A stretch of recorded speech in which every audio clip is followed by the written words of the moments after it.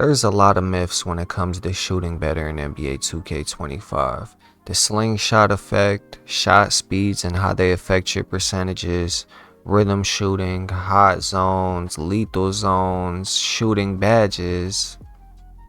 There's too many things that play a factor into how good you shoot this year, and today I'm going to be going through them all, letting you know my honest opinion about them all and which ones actually help you shoot better in this game. If y'all could drop a like, sub, turn on noties, it'd be very much appreciated. We're on the road to 100K and everybody's welcome to the family.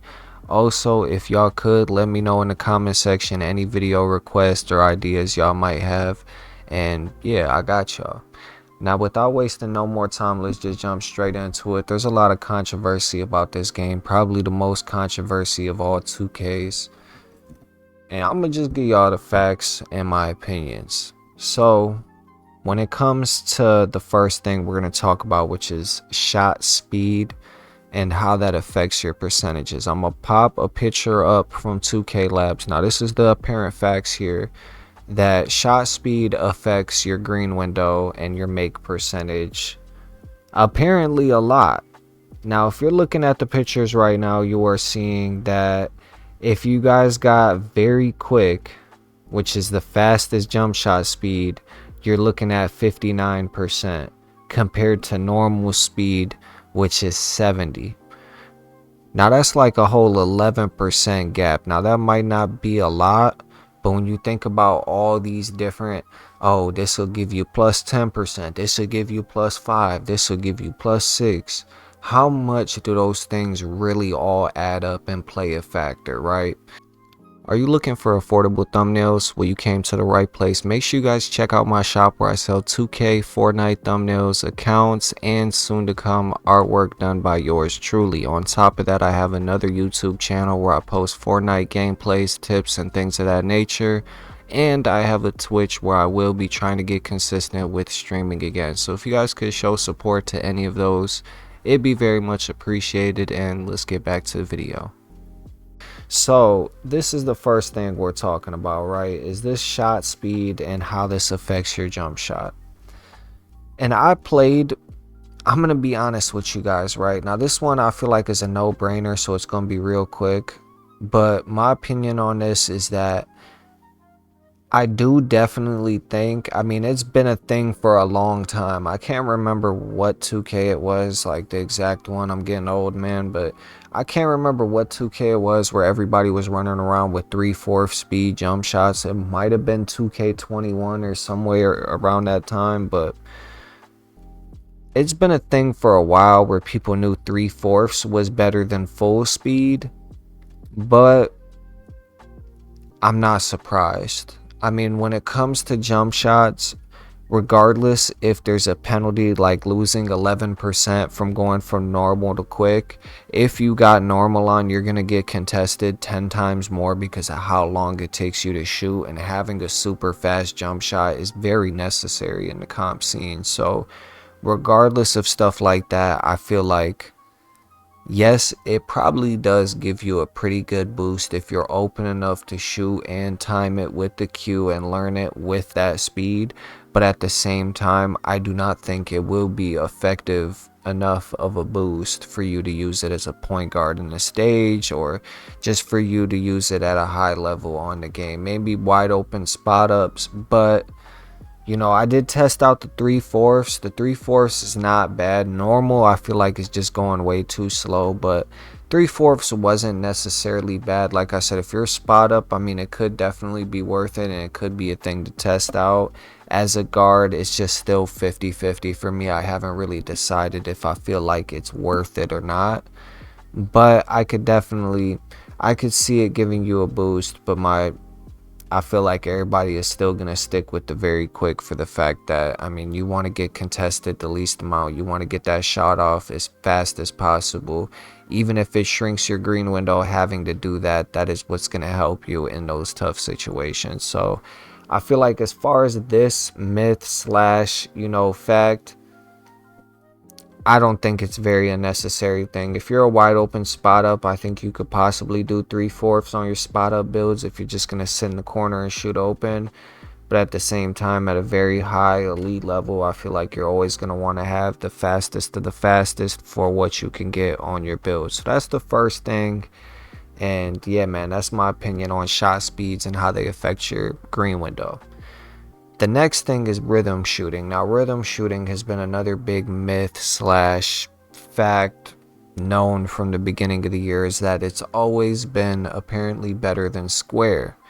Now, I'm going to let you guys know my opinions on this as well, because I personally can shoot with both perfectly fine. So I don't know, I feel like I'm going to have an interesting take on this one as well. Now, rhythm shooting, by the data given by 2K Labs. Now here, this is another fact. Shout out to 2K Labs for all these facts as well. If you guys want to see any of the fact videos, you can go check those out. But I'm gonna be honest with you, sometimes I'll be watching them, they get too in deep to the numbers. You know, I took 1,000 shots, this, that, you mixed it up, the percentages is this, that, and then they get into analyzing, okay, well, if you add the badges and you do this, I'm like, I'm just here to give y'all my straight up opinion on it all and try and make it as fast as possible without being too complicated. Now, when it comes to rhythm shooting, they say it gives a 70 to 80% boost to your green window, and it's proven to be better than square. This one I'm gonna fully agree with. Rhythm shooting, I feel like there's an RNG with rhythm shooting though that is with all, it's the same way as square, to where yes, you might have, you know, a bigger green window shooting with rhythm shooting, but they're still not going to let you shoot as consistent as you want to shoot. Like, you might get games where you finish shooting really good, but when it comes to 3-pointers and stuff like that, you're going to get hit with a very fast out of nowhere. You're going to hit with slightly fast out of nowhere. They're going to hit you with the RNG the same way they would if you were shooting with square. The RNG will not go away, especially if you're just shooting consistent threes with the rhythm. So as far as rhythm shooting, it does give a very big boost to your green window. But I still feel like you're going to get whacked with RNG. It is going to be something that, this is why I learned to shoot with both. Now we're going to go over the third thing here, because this is kind of tied into why I shoot with both square and rhythm shooting, and that's the slingshot effect. This has probably got the most controversy on all of 2K, but I mean, for a good reason. Ronnie 2K basically said that one of his favorite things about the gameplay in 2K25 was the slingshot effect. And him saying those exact words, it just instantly sent a spiral through the community, because they felt like that was confirming what they already knew, that this game is designed to help people win and to help make the games easier. You know, you make a certain amount of shots, okay, now they're going to have you brick a few to try and give the other team a chance. There's always that uncertainty and that randomness that everybody knew was in the game but was never confirmed to be in the game. But when Ronnie said the slingshot effect, that basically confirmed, to me, it was like him trolling us. It was like, okay, he's seen that all these people hate the RNG, the randomness, and how terrible it is when, you know, you can't shoot 7 for 7, you can't go consistent, you go from going 4 for 4 to go to 4 for 8, you feel me? Because of the RNG, you just start bricking everything after you done made every single shot. Or you go one game and you actually finish 6 for 6, or you finish 7 for 7, and then the next game all of a sudden you don't know how to time your jumper anymore, you're 6 for 12 or something.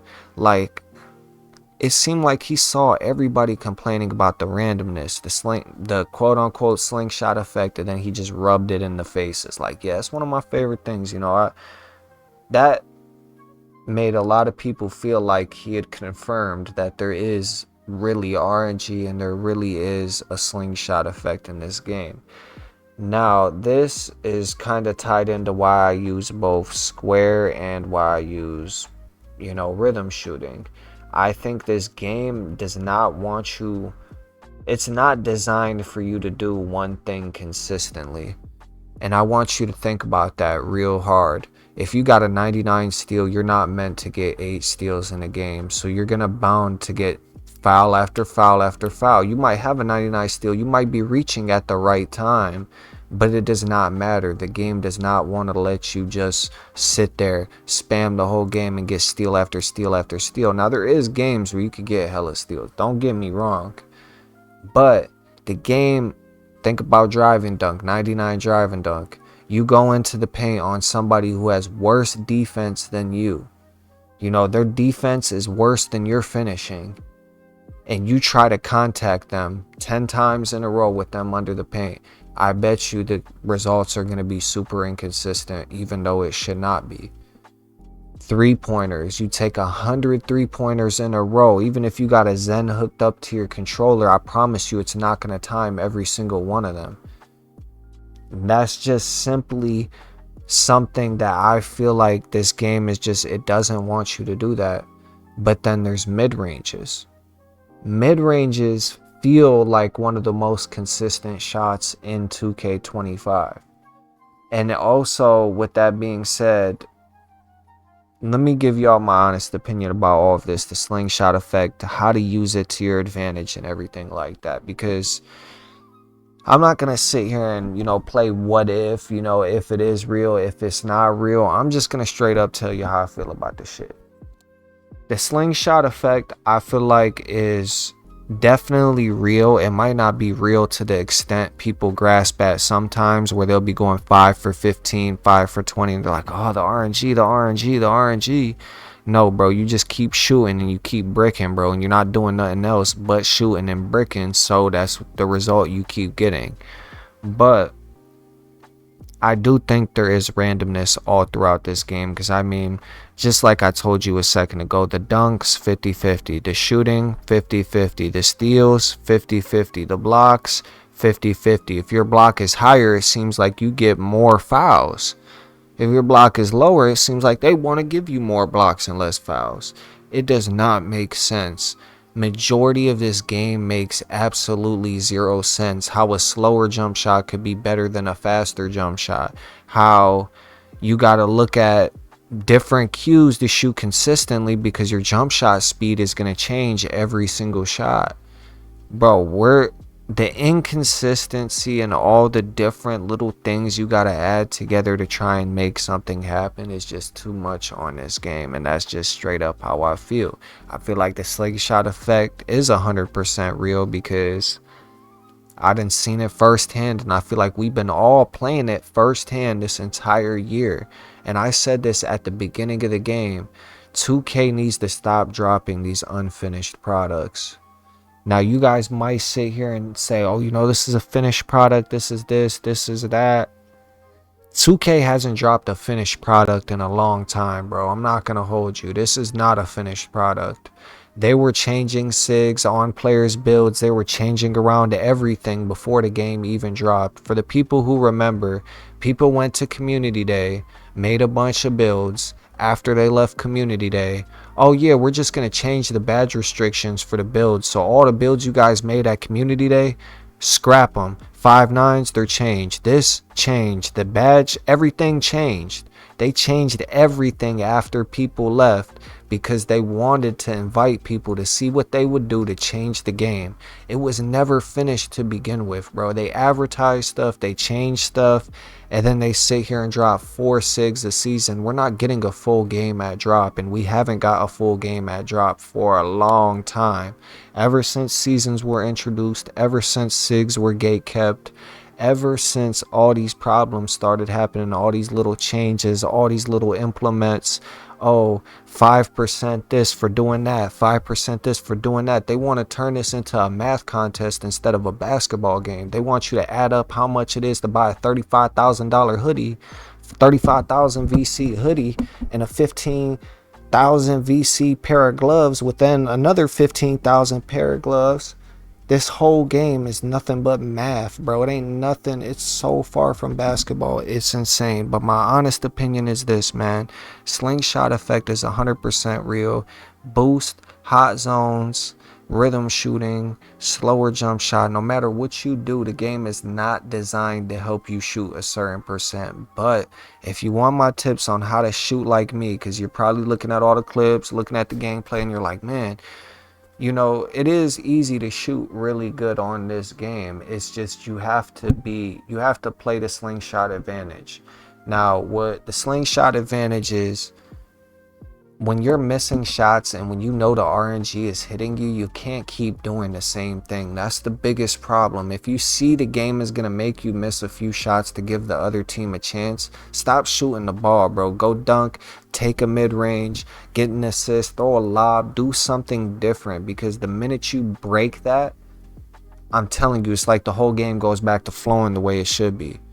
If you sit there and let's say you're on your third shot and then you dunk it 2 times, get an assist, and then you go back to shooting, I'm telling you, the game feels like it's back on track the way it was. If you miss a shot and then you're like, okay, it looks like they're going to have me miss because I done made 4, 5, 6 in a row. Even if you made 8 in a row in the wreck and then you're like, damn, they just had me miss one, now I'm 8 for 9. Take that as a sign to know, okay, now they're probably going to have me miss a few more. Let me do some different stuff to switch it up before I go back to shooting again. So then by the time you go back to shooting again, hopefully the game's already going back in your guys' direction again. I don't know.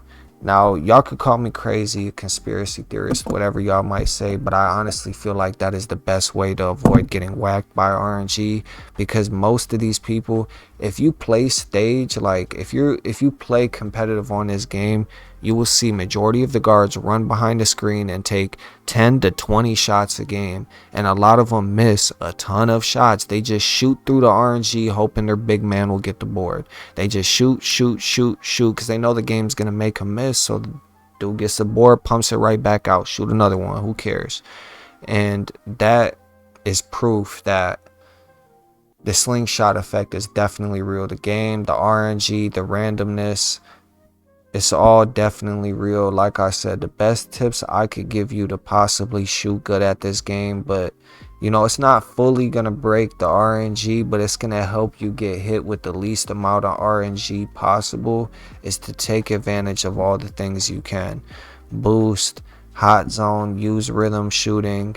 The speed thing, I don't really, you know, like I said, rhythm shooting with square at the same time. I like to use both because I feel like, okay, if I green 2-3 shots in a row with rhythm shooting, I might dunk, you know, pass the ball, get an assist, and then take my next shot with square just to switch it up. And a lot of the times it works and helps you stay more consistent when you're actually switching things up and changing things. So as far as shooting, make sure you have your boost, hot zones. Visual cue is the most important thing. Like I said, the jump shot timings be changing every single shot. Your speed is going to change. I mean, the speeds are insane, bro. Like, I don't know why they added this into 2K and 2K23, I'm pretty sure.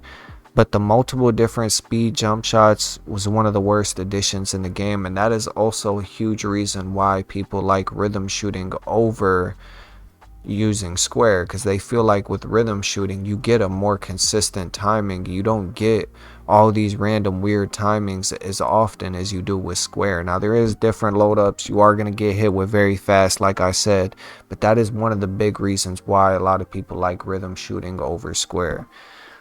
But like I said, use them both. Visual cue is the most important thing. If you master your visual cue, you do everything else I told you in this video. And like I said, most importantly, you're playing smart. You got to sit there and you can't just play basketball anymore. You got to play basketball and think about the fact that this game is random. You got to think about how the animations and how this game is designed. You have to think about that as well and use that to your advantage, because when you know another team is starting to brick and the RNG is hitting them and you could take advantage of that, or you know a dude's on his third, fourth shot, leave him open, you know he's gonna miss the next one.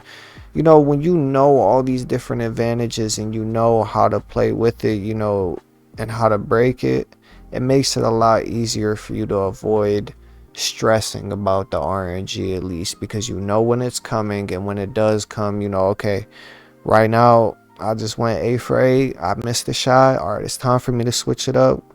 Try and hit a midi, you know, throw some assists, throw a lob or something. You know what I mean? Just switch it up a little bit. You don't have to sit there and hunt for twos the rest of the game, but switch it up for about 2-3 possessions. And then as long as things go good for about 2 possessions in a row, Just go back to shooting it, and I promise you, you'll see results, man, instead of just trying to shoot your way out of the RNG. So these are the biggest tips I could give y'all. This is my honest opinion about all the different controversy and things in the game. Now, y'all might agree with me, you might not, but I feel like firsthand, we all know that these games are not finished. These games have a ton of randomness in it. And I don't know, bro. Me personally, this is one of the 2Ks where there's a lot of things that I could say that are good about this game, but nothing will save the fact that 2K does not want to be saved, bro. Like, it's as simple as that. Like, I don't know what else to tell you. Yeah, man, I hope you guys have a great rest of your day. Enjoy it. Maybe not playing 2K or playing it, whatever y'all want to do, and I'll see y'all in the next video. Make sure you leave some ideas in the comment section. This is my honest opinion about the slingshot effect, how to shoot better, and just all the different controversy regarding shooting and RNG and if it's real in this game.